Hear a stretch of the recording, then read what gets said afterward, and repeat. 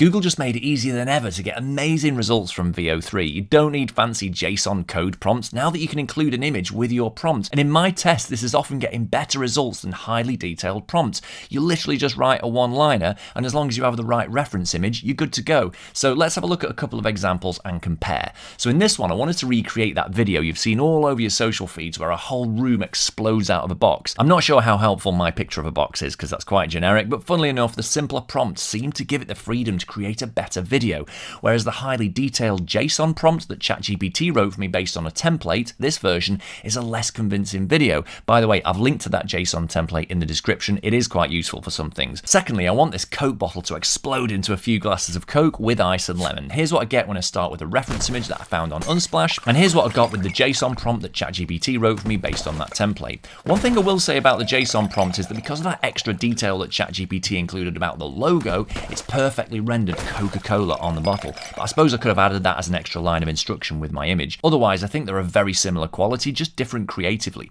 So for most things, I'll just be prompting pretty generically, making sure to mention the 7 key components where possible: scene, style, character, action, dialogue, camera direction, and sound.